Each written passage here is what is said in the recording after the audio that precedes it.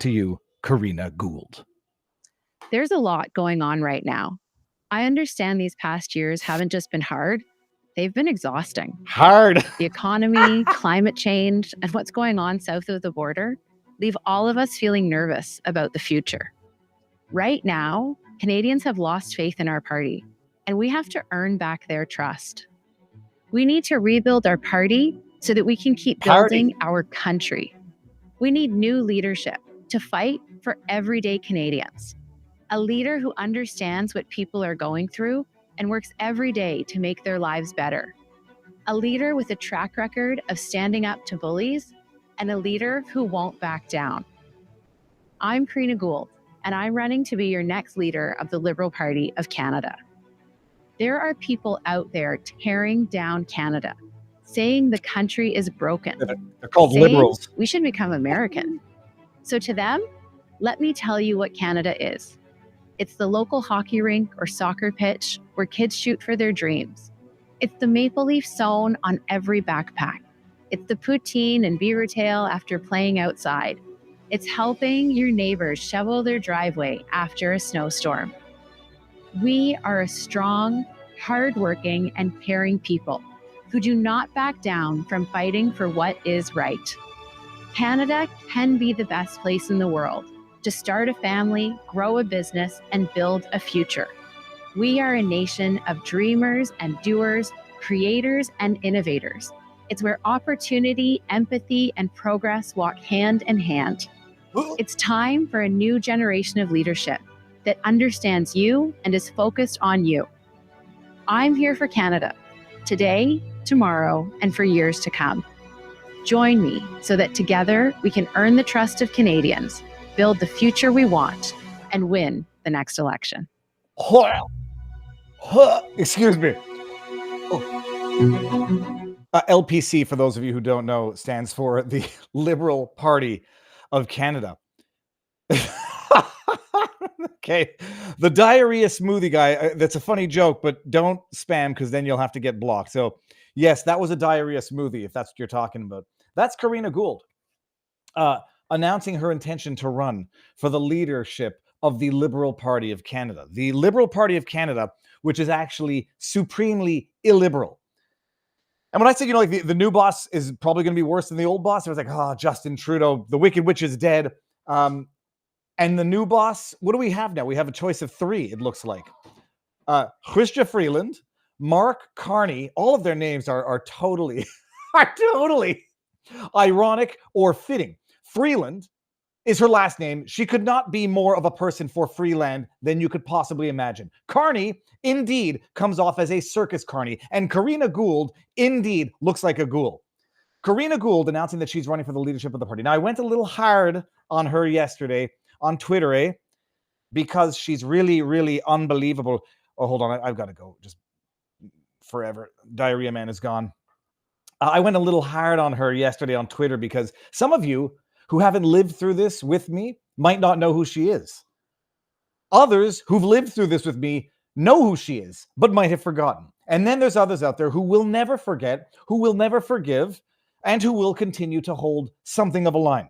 Karina Gould was one of the idiots in Parliament who welcomed in, I don't want to mention the guy's name because the guy was as much of a victim of their stupidity as we were all victims of their stupidity.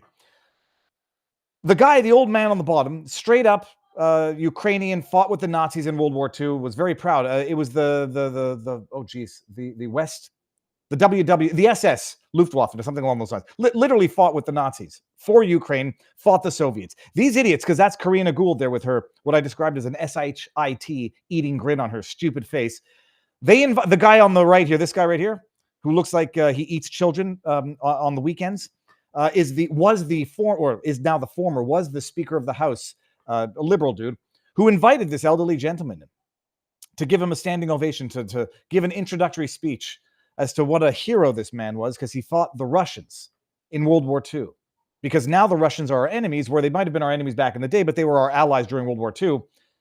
The guy didn't really piece together, or maybe he did, that when you fought the Russians in World War II, You are on the axis of evil, Germany Nazi side of things. They invite this guy in. This guy, this douchebag on the right, gives him a just patting on the back, kissing him, applause for an introduction. And then they give him a standing ovation. That's Karina Gould posing with this literal Nazi. Okay, fine. People make mistakes. Karina Gould, in addition to having made that mistake, along with the rest of them, in order to, it was an innocent mistake, and don't politicize the fact that we invited a Nazi into parliament. After it was done, what did she try to do? They tried to delete it from the record. They tried to delete from official parliament history, from the record books of parliament, that they invited in, praised and gave a standing ovation to a literal Nazi soldier, because it was freaking embarrassing, not just for the Liberals, for all of Canada on the international scale. Listen to this, just to remind you who Karina Gould is, running for leadership of the party right now. I would like to ask for unanimous consent to adopt the following motion. Oh, what's the motion? That notwithstanding any standing order, special order, or usual practice of the House, the recognition made by the Speaker of the House of an individual present in the galleries during the joint address to Parliament by His Excellency Volodymyr Zelensky be struck from the appendix of the House of Commons debates of Thursday, September 21st, 2023. This is Karina Gould. And from any House multimedia recording. Thank you, Mr. Speaker. Hey, sorry. Hey, you know what, Karina Gould, you have to change your name to Winston Smith because you want to get into the business of memory holding. This is how it's done. We'd like to delete from the record, from official parliament business, records of government, that we invited a Nazi and saluted him along with Volodymyr Zelensky when they came in to ask for more money for the fight in Ukraine. Oh, yes, I guess we have to go to the, we'll ask about unanimous consent, then go to it. Unanimous. All those opposed to the honourable ministers moving the motion will please say nay. Nay. We don't have unanimous consent. Get the hell out, Karina. You invite a Nazi into parliament, then try to strike from parliamentary documents the fact that you invited and applauded a Nazi when you invited him with Volodymyr Zelensky. Don't put two and two together. And now she's running for the leadership of the Liberal Party. So that wasn't even the least of the offensiveness of that stupid video that she made. Yeah. We're Canadian, eh? Canadian, it's about playing hockey on the local ice rink when they shut them down for COVID. For your freaking tyrant boss. It's about beaver tails and poutine. Oh, you're so Canadian, Karina Gould. That's if you can buy it, if they haven't frozen your bank accounts for participating in God-given rights to protest. If you never watch curling, what you hear is Harry Hard. Oh my goodness. And they have such a devious, insidiously evil smile on their faces. We need new leadership. Canadians are hurting right now. Canadians are hurting because of what you and your filthy tyrant of a boss have done to Canadians. Period. So congrats, people. I say, congrats. The new boss is going to be just as bad as the old. Oh, even the German Waffen SS considered the all-Ukrainian SS attached groups as too savage. Let that sink in, says the real men. So she's running for parliament. She's running for the leadership of the party. Idiots, buffoons, tyrants. Thy name is the Liberal Party of Canada. Not that the Conservatives were any better, because the Conservatives got up there and gave a standing ovation, having no idea who they were introducing. So they're just idiots. The Liberals are malicious idiots who then want to delete the evidence of their malicious idiocy. So yeah, she's running. Okay. I feel better. Maybe a little bit. Holy cow. So tonight's going to be a fun show because I know that we're going to have, in addition to Diarrhea McSpamface in Rumble, who's gone now, we're going to have people in the chat who cannot get off their, I won't say high horses, but I'm thinking it, who are convinced that they are right, who learn nothing from history, who learn nothing from the present, and then feel justified in their own righteous extrajudicial condemnations. And that's fine. But the vitriol that we're going to see in the trap, maybe I'm just blowing it out of proportion, and maybe I'm going to, maybe our crowd really is. But there's going to be some spam. Get ready for it, people. We've got a good show tonight. Before we even get into the show, however, because we have a sponsor, a formal sponsor, The Wellness Company. And then we're going to get into my own sponsor of myself in a second. The Wellness Company, people. And seeing what's coming now, you're going to appreciate this. Are the globalists gearing up for a pandemic scare after failing at the ballot box in November? Just weeks before President Trump's inauguration, Duty McFace Gavin Newsom declared the bird flu state of emergency, granting himself sweeping powers reminiscent of COVID-19 policies. What a convenient thing also that there's been those devastating fires, and he's signing executive orders that seem to be giving the government even more powers yet again. This comes after a severe case of H5N1 flu was reported in Louisiana. Critics like Nicholas Hulscher warned that pandemic fears may be weaponized to challenge Trump's agenda, including the nomination of RFK Jr. to lead HHS. Oh, we're going to talk about those confirmation hearings. They're beautiful. I cannot wait for RFKs. The real question, though, is there a health crisis or a power play at issue here? Last summer, Dr. Peter McCullough warned about the bird flu, linking the virus's rapid spread to gain-of-function research, now a common practice at many labs globally. McCullough urges early prevention just in case, recommending contagion emergency kit from the wellness company. His medical board-approved solution with 5 clinical life-saving medications like ivermectin, Tamiflu, a nebulizer, hydroxychloroquine. Every household can now have access to these hard-to-get medications in the event of another pandemic or plandemic or faux-demic, whatever you want to call it. Get yours today by filling out the digital intake form. Kit arrives in 1 to 2 weeks, so don't wait until the deep state puts in its plans. Get ready now. TWC, that is the wellness company, but if I want to do international code, Tango Whiskey Charlie.health/Viva. The promo code Viva gets you $32 off and free shipping. TWC.health/Viva. US residents only. So Canada, I don't even know if you're allowed to transport those things over the border. So I'm giving no transportation advice and nothing of the sort. And now, before we get going even more, I want to shamelessly plug the fact that Viva Fry, also known as David Fryhead, which is my true name, is now a published author. Everybody, I present to you Louis the Lobster. This is a kid's book. I wrote it and copyrighted it back in 2012. It's been sitting in my email for over a decade. A member of our community, whose daughter illustrated it. A member of our community is the parent of Abigail Martin, who illustrated the book, and it's magnificent. My wife put it together. I would not have been able to do it, and I would not have had the patience to do it had I had to format this into a book, go to Amazon. We're self-publishing. It's on Amazon. And I'm going to give everybody the link to it so you can go get it. Louis the Lobster Returns to the Sea. It's a straight-up kids' book, based on a true story, actually, when we went to Prince Edward Island and tried to do this. Spoiler alert, it has nothing to do with the book, but lobsters cannot be returned to the sea once they've engaged in the method to be... Once they've been caught, I'm told, even if you release them to the sea, which we did, they're not long for the world after that. So at least they can enjoy, I guess, their last moments in the ocean, the land from which they were taken. Let me give this here link to the book. Shameless, but it was a lot of work. And my wife, we have a bet as to how the popularity of the book. I think it's going to be amazing. I think it's going to be the Amazon bestseller. So check it out and check it out. Now, before we get into the show and before Barnes gets here, V6 Neon in the house says, Viva, good evening from totally batshit bonkers Britain. Can somebody ask Trump to eject Peter Mandelson from the USA? He's a cancerous WEF NWO satanic who helped change the laws to bring in and hide the rape gangs.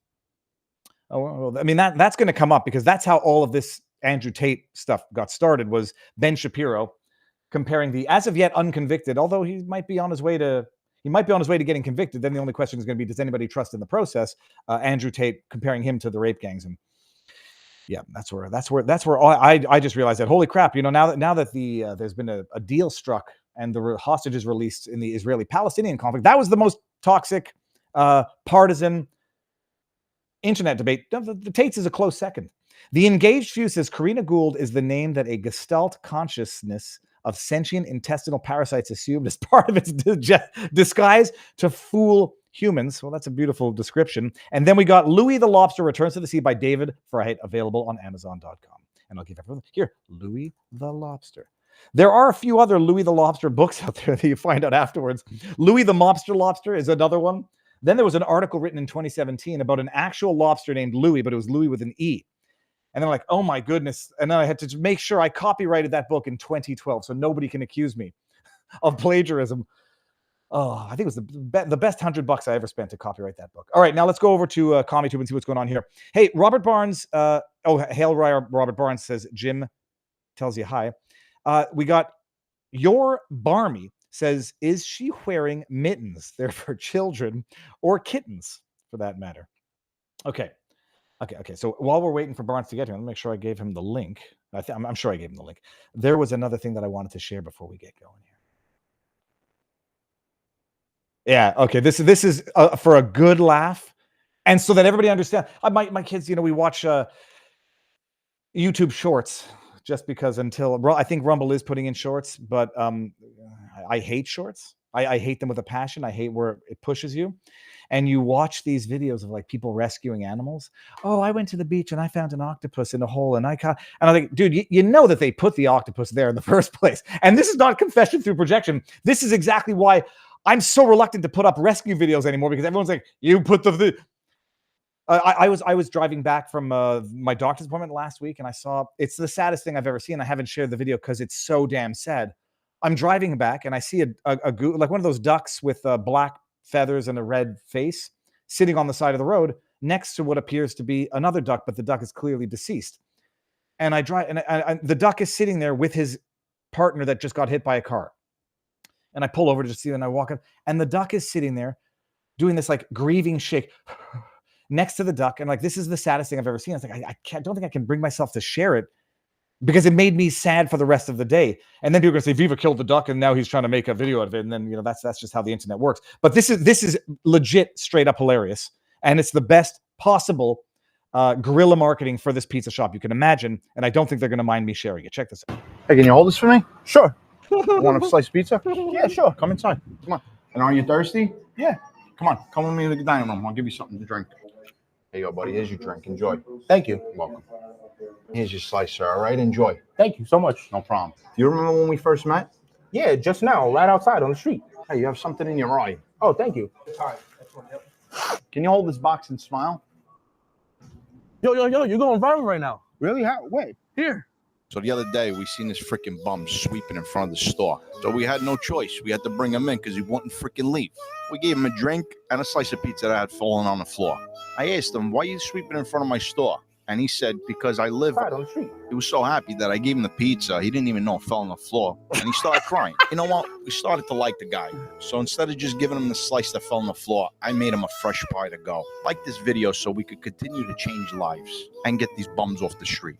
Keep supporting Amano Pizza, guys. Amano Pizza. I will continue supporting Amano Pizza. And by the way, because I'm an idiot, and I just got the text that apparently when I was doing the when I was reading our sponsor for the evening, it was a video, and it's supposed to be playing. And this is the video that is supposed to be playing as I describe the necessity of ordering the emergency contagion kit from the wellness company, because they're going to be doing some strange stuff. And there's your man, Gavin Newsom, the man who has destroyed California through his criminal negligence. And during COVID, acted like a filthy tyrant, locking people down, expanding his own powers. But he was still going out to nice restaurants because only the best for them. And now they're going to talk about the H1N1 flu to try to do something similar in Trump's new next presidential 4 years, which is going to be amazing. And they're going to use it as an excuse to try to oppose RFK Jr. during the confirmation hearings. And this is Dr. McCullough, a man who has been pivotal in raising awareness. And this was supposed to be playing the wellness company people. The link is in the description, so go check them out. Now, speaking of confirmation hearings, until Barnes gets it, I got to make sure that Barnes has the link. Barnes, hold on 1 second. You got the link, comma, right? Question mark. Who watched the confirmation hearings last week? We have our Sunday night Zoom call with our family. Nobody could believe Pam Bondi was 59 years old. And the reflex of people when they see someone who, I'm not saying attractive, healthy. I'm a married man, although as Dr. Ruth said, the second you stop finding other women attractive, you have stopped being attracted to your wife. She's objectively a very healthy looking 59-year-old woman, and everyone assumes that she had work done. And I'm saying, like, if she had work done, find the doctor, because that doctor deserves a raise and deserves to be doing that type of work on everybody. I don't think she has.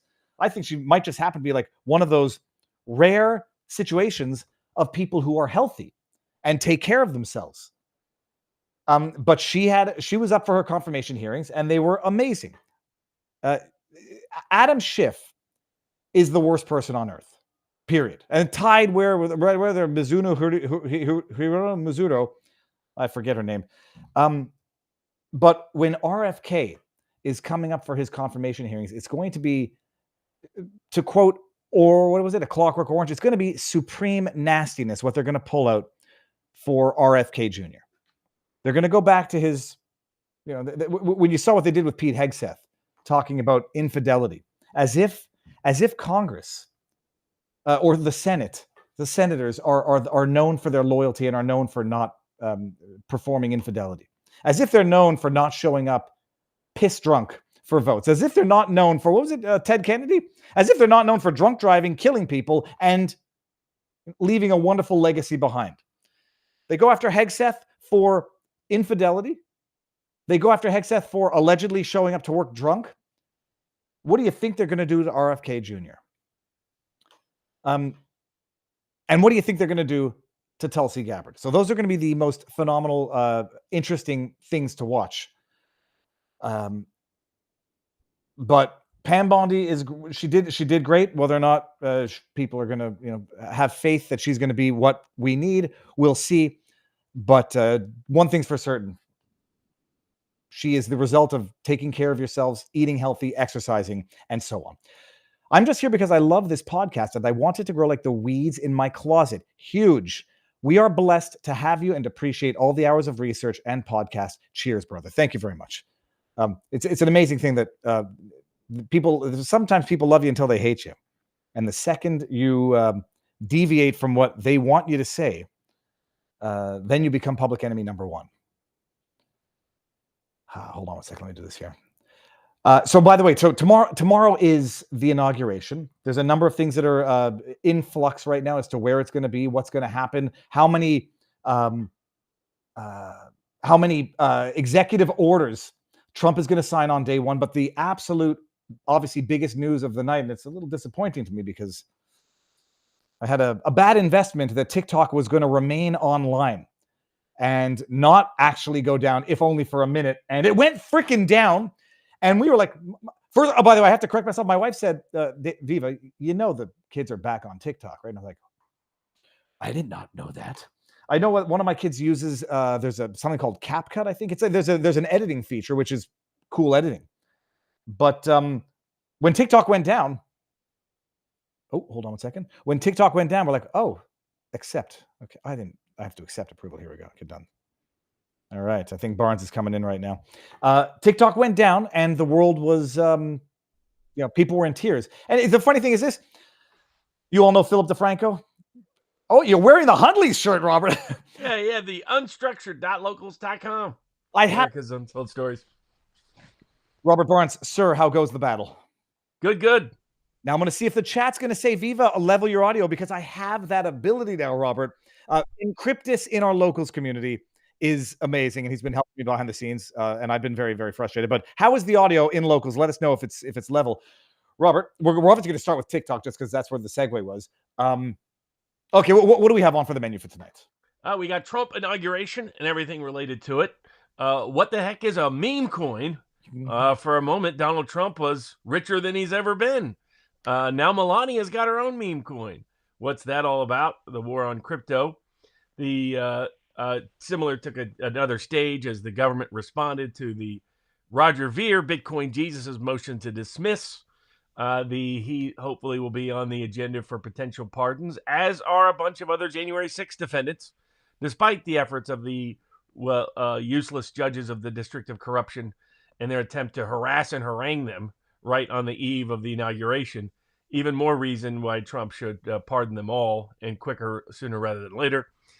We've got the TikTok at SCOTUS, what that means, what sort of more wuss decisions by SCOTUS this past week.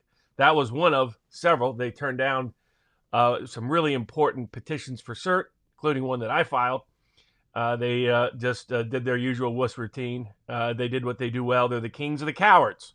Are our Supreme Court jurist. We have that on the agenda, and then we've got the Tate brothers making their circle back in the news. There's been all kinds of stories, conflicting stories as to what exactly the courts are doing or not doing. Is somebody seeking extradition? Are they not? And then there's the deep cult-like supporters and the deep cult-like haters who are out and about, busy spreading some various libels and lies, I might add. So we'll be discussing that as they try to project things that aren't actually the case. We've got tax issues on the tariffs and trade issues that are going to come up with the Trump administration. Talk about some of those executive orders. This is going to be a busy week.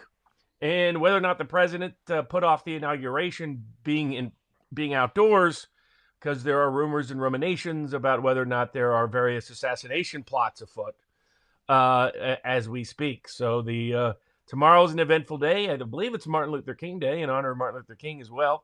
Inauguration and the beginning of a whole new administration. And we had last week's various nomination battles that started last week. They'll continue into this week and the next week. So a lot of big political news and legal news as we go forward to a whole new administration, a whole new year, and hopefully a whole new era, Robert. Whole new era, exactly.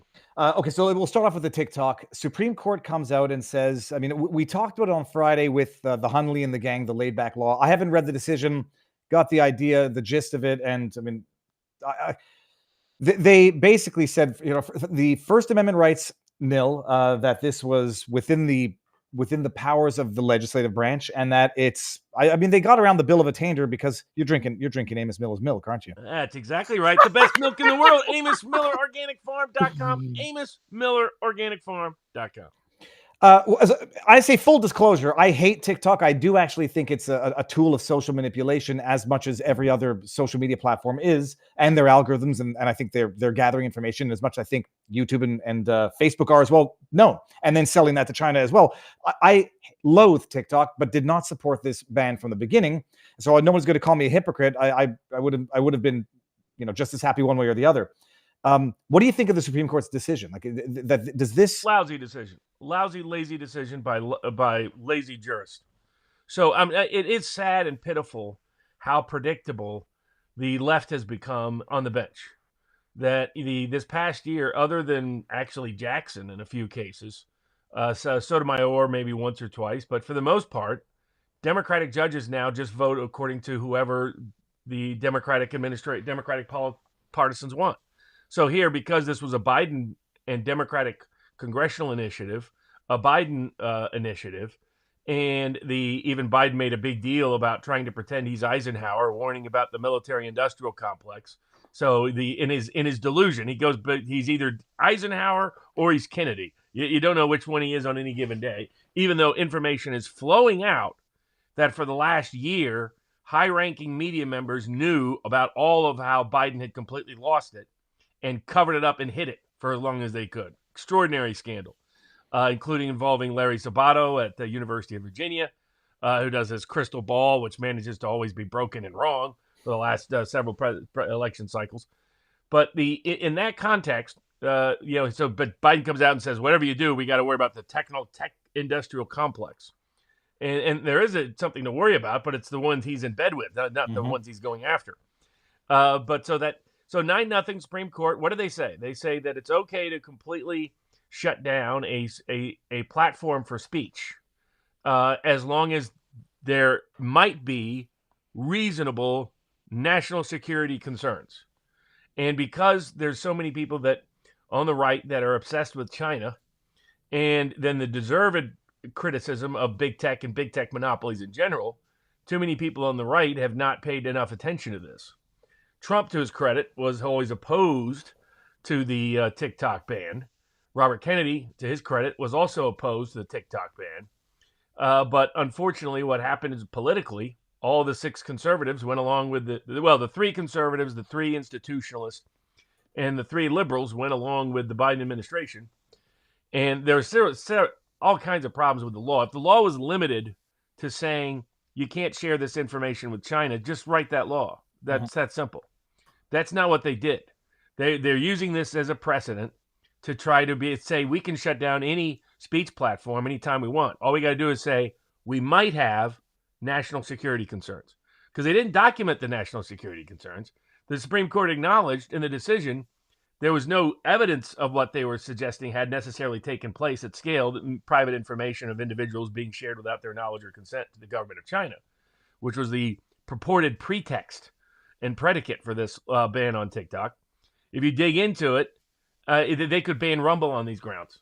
So this was not a good decision at all. Not a good action at all. If I may pause you there, they could ban Twitter or X for similar reasons. Now, I do want to say one thing. All you have to have is any individual be associated with the tech platform that is otherwise associated at any level with any foreign person that the politicians identify as adversarial to them. I mean, you read the language of the law, as Thomas Massey pointed out, it's ridiculously vague. It's like if you wanted to, Rand Paul, same point. If you wanted this narrow focus like they're claiming, we're really worried that Americans don't know their information is being secretly shared with a foreign intelligence apparatus. Well, Twitter and YouTube and Facebook and Google have been doing that with the Five Eyes now for a half a decade. So it's totally bogus that they weren't concerned about China having access to this information. China has 100 other ways to get. They were worried about that. Why aren't they worried about China buying up our farms? Why aren't they worried about China owning our medical supply chain? And not just that, is that even if you ban TikTok on this basis, the American companies still collect that data and then sell it to China. Yes, of course. It's out there. Am I against what big tech is doing? Absolutely. Do I think the solution is to start banning people's speech? No, it isn't. And this was a weak decision by a weak court. Conservatives got compromised because of their dislike of TikTok and their dislike of China. Understandable, but that is not a pretext to start eliminating speech in America. And as many of the TikTok supporters have pointed out, this escalated towards, by the way, the same Supreme Court would have gone the other way if Trump had been the one to issue the ban. Just go back and look when Trump was looking at banning TikTok until these issues were resolved. All of a sudden, everybody was like, no, that's clearly illegal or unconstitutional. I'm glad you brought it up because I had it in the backdrop ready to play. I don't want anybody saying, oh, Viva and Barnes ignored the montage of Trump saying he was going to. I'm not playing the whole thing. I'll play 30 seconds. You can listen to this, and if you have half a brain, you'll understand the distinction of what Trump is saying here and not saying here versus what he's saying now. When I wanted to disable TikTok 3 years ago, I was met with opposition from rhinos, Democrats, and everyone else. They actually went to court in an effort to stop me. We're looking at TikTok. We may be banning TikTok. We're looking at maybe other things. Just some other things.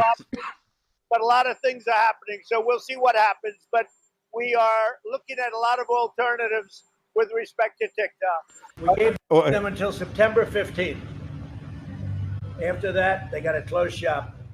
Okay, that's TikTok. We're looking at TikTok. We're thinking about making a decision. We're going to be watching the hearings today very closely. I'll pause it there because, I mean, you get the gist. We're looking at it. There's an issue, which everyone acknowledges. And what Trump is saying right now is it'll be Americanized and the security issues will be resolved and we'll still maintain a platform where people make a living off of and where people get information from. Right, correct. And and he realized that the belated effort to ban TikTok was not based on the same concerns that he had, and that they were just pretext for helping Facebook. For example, a bunch of the congressmen and senators, I'm sure Biden-connected parties, have made huge investments into Meta and Facebook because Facebook is considered the prime beneficiary and the principal competitor of Facebook and Instagram with TikTok. And again, I've been a critic of TikTok from very early on. It's manipulation of people. We've documented cases where TikTok helped lead to kids committing suicide. I mean, all kinds of horrendous events. We'll probably have to edit that word out. Or I'm gonna get another email tomorrow, Robert. Viva, we're concerned for your safety. Are you? Yeah, exactly. The safety of your listeners. But yeah, it's now I think Trump is determined to allow TikTok back up and just solve the issue of information going to a foreign country. That's the national security concern. That's what the law. I mean, to say it was there's that it's narrowly tailored to ban TikTok to solve the problem of information going overseas. Why can't you just ban the information from being transmitted overseas? You want to know why? Because as you pointed out, the other companies are already doing it, and they don't want that to be against the law. This was solely to punish TikTok for allowing pro-China and, most importantly, anti-Israel language and rhetoric all over the intelligence operatives were annoyed that they don't have a monopoly on this information because U.S. intelligence agencies have backdoors into Facebook, into Instagram, into Google, into YouTube. Probably not anymore with Twitter, but not Telegram. Yes, they don't with Telegram, but Telegram even loosened up its principles about what it will share after the French locked them up. That's what this is about. This is about intelligence agencies being able to, Western intelligence agencies being able to access this data and information whenever they want. I mean, right now this information goes through Larry Ellison at Oracle. That's who's providing the support, as far as I know, to TikTok. I mean, Oracle has deep U.S. intelligence ties, so they're not China. They're not a Chinese front at all. So it was what conservatives should be worried about is anytime you're embracing banning speech, second guess why you're doing it. Second guess whether that's a good idea. And it just almost never is.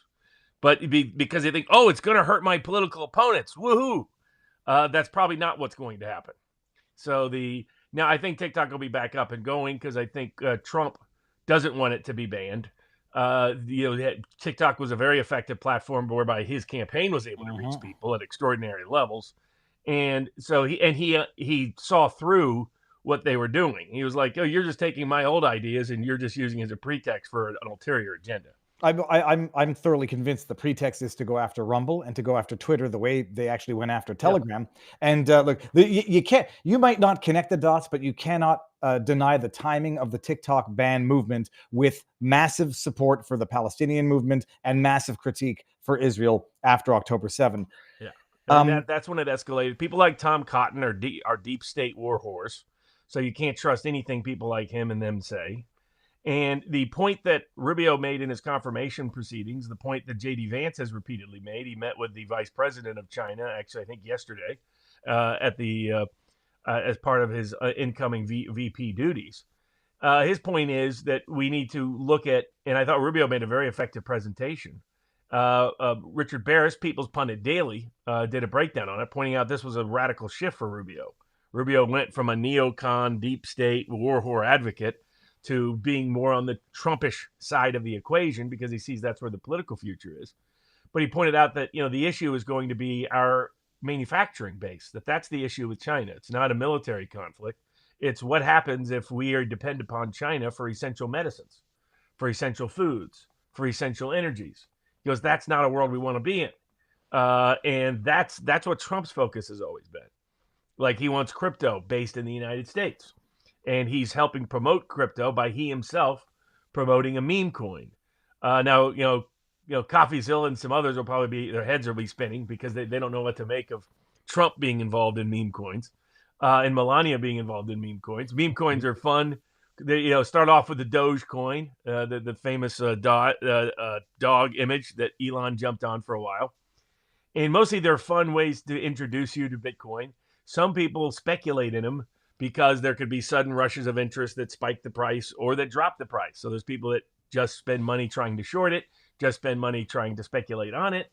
You have a lot of that there, but mostly it's a fun way to learn a little bit about being engaged with the community and understand what this blockchain technology is all about for the normies. And Trump has fully embraced it. And it's, I don't think, I think it'll come back down in value. It's already started to drop. I mean, I'm looking at the chart now. It's up 544% in one day. It started off at $7, peaked at 71, and now it's down to 39-ish. And then they're going to say, "Oh, people lost their money. It's another Hawk Tua coin."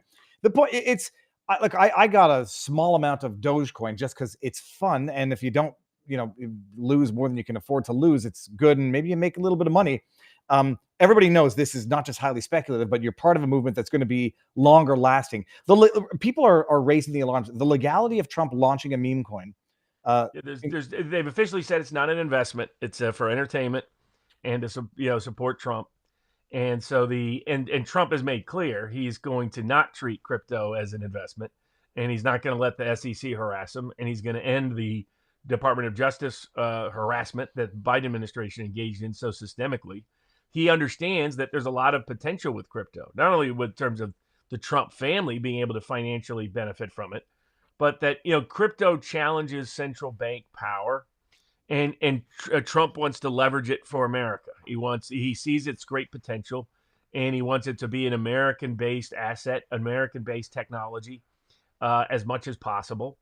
Now, those of us that really embrace the true origins of Bitcoin, people like Roger Ver, colloquially known as Bitcoin Jesus, that the U.S. government's trying to lock up for 109 years based on taxes he didn't owe for a time period he wasn't a U.S. citizen, and they knew all along that he had complied with his advice of his attorneys and accountants. They lied and they hid about it. Their excuse in court, he filed a motion to dismiss Roger Ver. He's still on extradition in Spain currently, and detained there, but outside of the McAfee jail cell. But was able to file the motion to dismiss, and the government's response was fast. And here, the high-ranking DOJ official, we talked about it last week, that got caught lying about Roger Ver, said that Roger Ver had misled his accountants and attorneys and withheld information from them and not acted in compliance with them. This is because the government has to prove that beyond a reasonable doubt, because reliance is a full defense here in America to tax charges. It turned out they were lying, and they got caught lying. And the actual information that they'd stolen his attorney-client communication, so they knew they were lying, and he documented how they were lying in the motion to dismiss by his counsel. And their explanation is, yeah, we can lie. We're the U.S. government. We can lie to whomever we want, whenever we want, without consequence. That's how bad this Justice Department got. I thought Julie Kelly and some others made a good point. When you see people like Merrick Garland walking out with all this almost worshipful applause, everybody who's applauding should be fired. They participated in the worst political weaponization of the Justice Department in American legal history. Everybody who was complicit in it should, at a minimum, be canned. In my view, several of them belong in behind bars. I thought Pam Bondi made a great point in her confirmation hearings about pointing out the examples, because all the Democrats in Congress are terrified that now their allies in the bureaucratic deep state will be exposed. So they're using to say you're not going to prosecute someone for political reasons. Can you imagine a Democrat saying, Democrats with a straight face saying we shouldn't have a Justice Department prosecute? That's all you've done for 4 years. Well, where do you live, Democrats? But as she pointed out, here's an example of abuse. Look at Kleinsmith. Look at what happened with Kleinsmith. This guy got to walk. This guy committed perjury in one of the most important affidavits he possibly falsified evidence, materially modified a digital email that he wasn't a party to make it say the exact opposite of what it said, that Carter Page was not an asset when he was an asset, and then submitted to a secret FISA court. I do want to bring up to allow them to spy on all kinds of people and interfere in a presidential election. It was as adversely consequential as you can imagine. And so you see it reflected, the mindset that they could respond to Roger Ver's allegations that he documents with evidence to say that's okay, that's fine. This is something they all celebrate. That's what you're saying. Way to go. Way to politically weaponize the Justice Department to go after all our adversaries. Pause. Facial recognition. Every one of them fired. Hey, they did it for Jan 6 to prosecute them. Look at this. Like he's a hero. Like he's a war hero. He's desecrated the Constitution, desecrated the Department of Justice. A bitter, spiteful old man who was always angry that he didn't get his seat on the Supreme Court, and went after his political rivals with the full force of a Stasi-like Eastern European Soviet-style government. Absolutely. And, the same with the Defense Secretary and the Treasury Secretary. I mean, I don't know if we've had a worse cabinet. I don't know if we've had a worse administration. What would be the close second? Because I can't. Woodrow Wilson, because he dragged us into World War I, and what happened in World War I led to the rise of communism, fascism, socialism, the Soviet Union, the Nazis, the Mussolini and Franco, and horrendous consequences for the world. So you could make an argument that Woodrow Wilson was a worse president in terms of the consequences he had on the world. In terms of the corruption, however. No. The only administration that would compete would be Grant's administration. And that wasn't on Grant, but Grant brought in a lot of people that were looking to cash in on the defeated South, and who did. It did big time.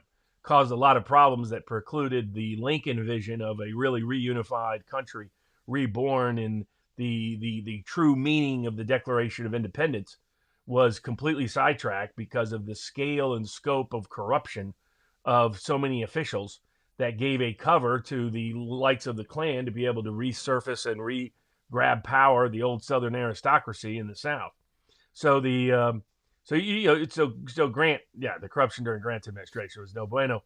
But but I think combined, Biden may go down as the worst. He's definitely competing for the worst. And his whole administration. I mean, can you imagine you have people second guessing Robert Kennedy, who spent his life in environment and public health concerning law and learning everything about it, questioning his expertise to be at the Health and Human Services, but think that Buttigieg, because he likes trains, was qualified for the transportation secretary when this guy was I think was the worst transportation secretary we ever had, worst defense secretary we ever had, worst attorney general we ever had. So if you look at it from a whole administration perspective, I think Joe Biden's administration goes down as the worst in American history. I'm going to bring this up because we have a new member of the vivabarneslaw.locals.com. S. Sherman85 is now a member. I think that's what it means, because it's the $100 annual enjoy the content and welcome to the community. I'm going to get to some super chats and rumble rants in a second. Now, point out, Woodrow Wilson helped give us the income tax, World War I, the Federal Reserve. So yeah, he's unique in his level of bad policies that he delivered to the world, and that's the only thing that's keeping Biden close to second rather than first. Is that despite his efforts to lead us into World War III, he fortunately failed. Yep.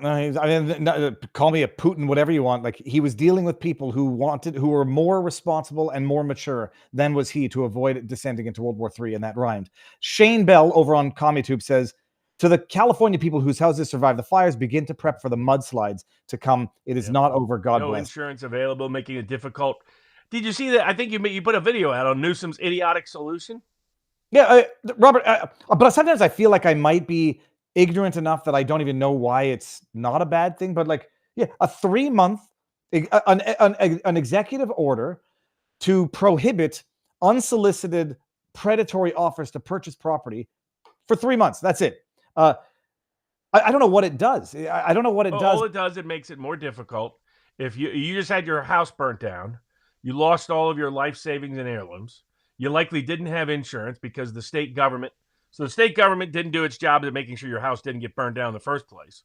Then you don't have any insurance on it because the state government refused to either take the corrective steps for safety purposes or to at least allow the insurance companies to raise rates to accommodate the higher risk. So a whole bunch of people have no insurance at all. People like Jessica Vaughn, who lives in the Palisades, has been trying to get back into the Palisades. They're not letting her in to get her own stuff from her own apartment, from her own place.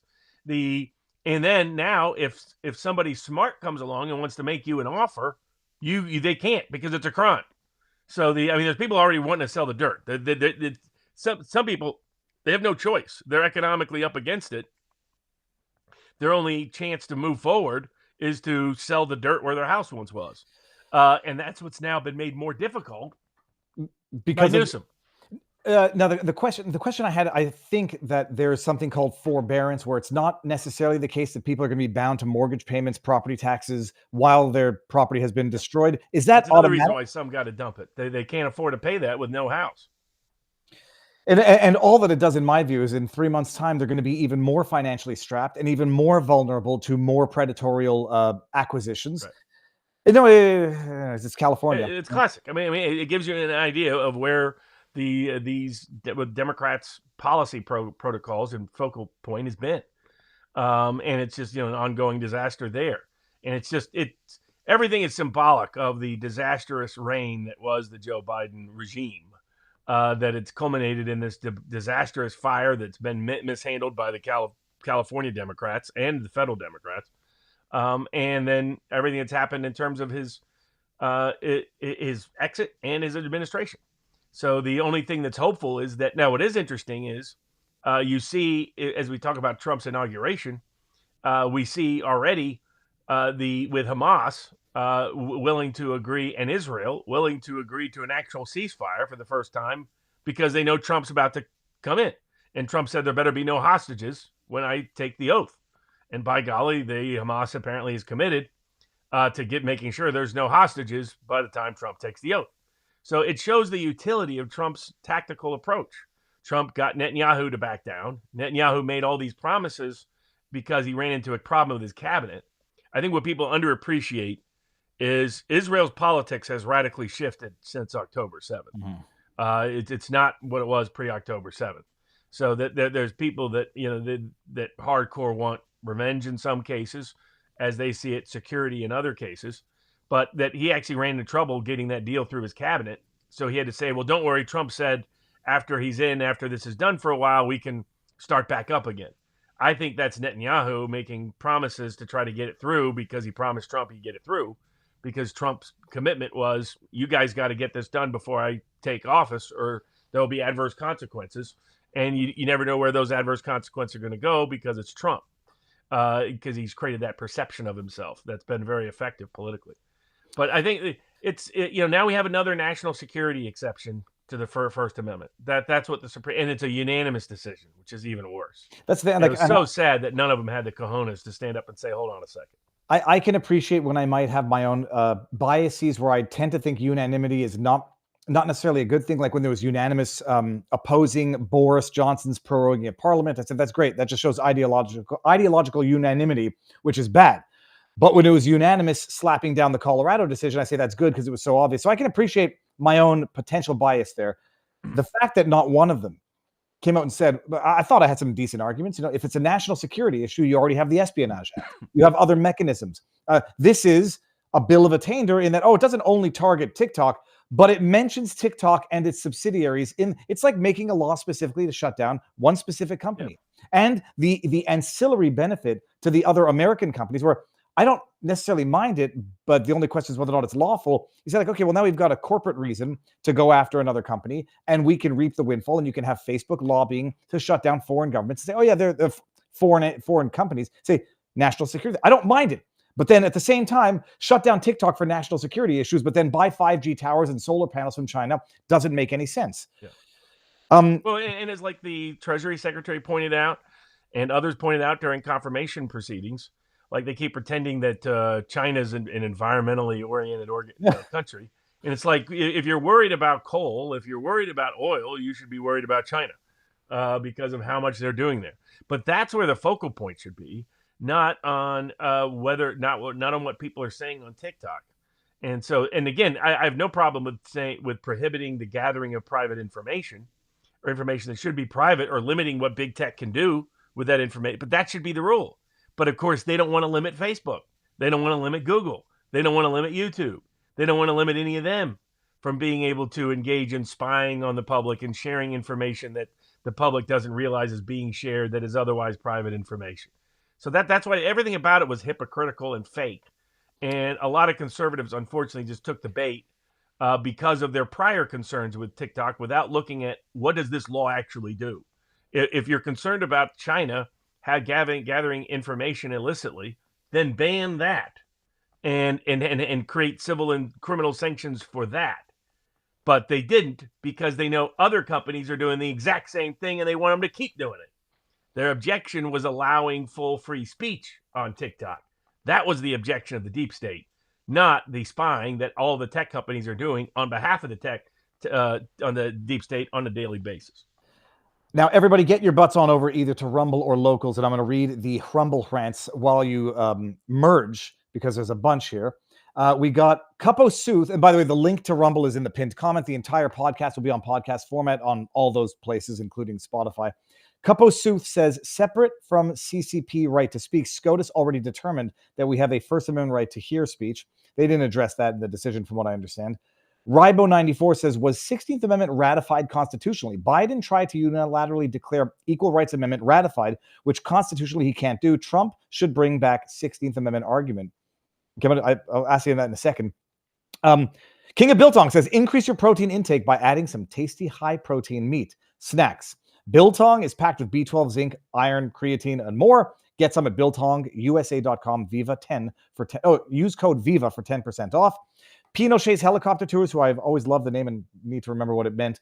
Could Trump issue Bitcoin through the Treasury, making it interest-free, similar to the way JFK issued silver certificate notes under Executive Order 410, quadruple 10, which were also interest-free. Stick it to the Fed, Robert? Well, yeah, he's talking about ways of creating a digital coin reserve as a supplement to the dollar. Mm-hmm.